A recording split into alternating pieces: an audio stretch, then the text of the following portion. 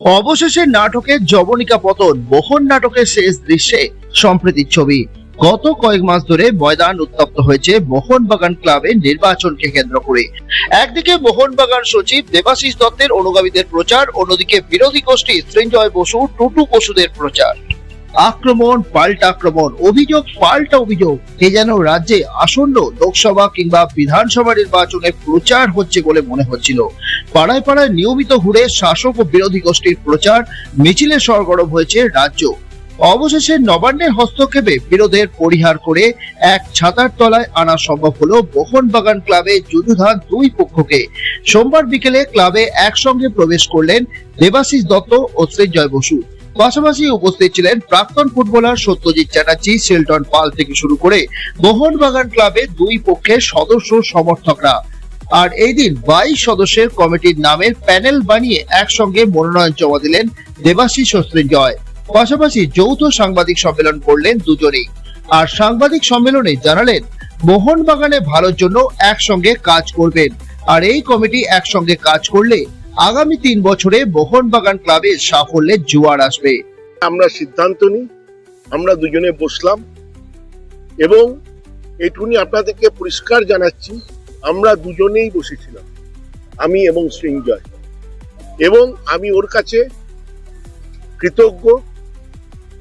ও bend down হয়েছে মোহনবাগানের স্বার্থে, আমরাও বেন্ড ডাউন হয়েছি, এবং দুটো দল মিলে মোহনবাগানের জন্য যেটা ফুটবল টিম যেরকম আমরা তৈরি করে বেস্ট টিম তৈরি করা হয়, আর যখন খেলতে নামে বেস্ট 11 তৈরি করা হয়, আমরা আলোচনার ভিত্তিতে বেস্ট কর্মকর্তা টিম তৈরি করেছি কামিং 3 বছর, যারা মোহনবাগানকে আরো সাফল্যের পথে নিয়ে যাবে এবং জয়ের ধ্বজা ওড়াবে।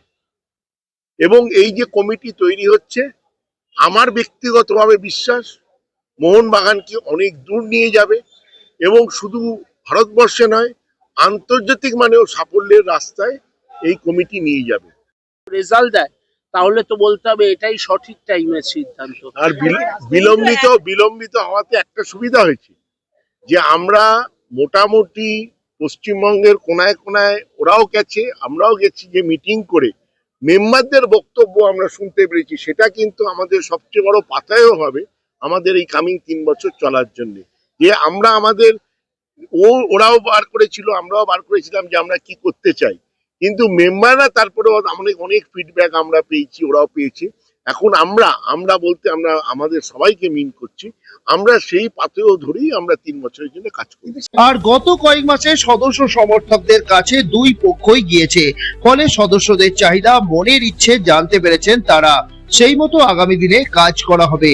নতুন কমিটিতে দুই খেলোয়াড় হিসাবে রাখা হলো সত্যজিৎ চ্যাটার্জি এবং শিলটন পালকে। মোহনবাগান ক্লাবের নতুন সচিব পদে বসতে চলেছেন সৃঞ্জয় বসু, সভাপতি পদে দেবাশিস দত্ত, আর টুটু বসুর জন্য তৈরি করা হবে চেয়ারম্যান পদ। সব মিলিয়ে দুই পক্ষের বিরোধ ভুলে আবার একসঙ্গে হাতে হাত মেলালেন, করলেন মিষ্টি মুখ। আগামী দিনে এই ঐক্যের ছবি মোহনবাগানকে কতটা এগিয়ে নিয়ে যেতে পারে, এখন সেটাই দেখার। সৌরভ রায়ের রিপোর্ট, ময়দান আপডেট।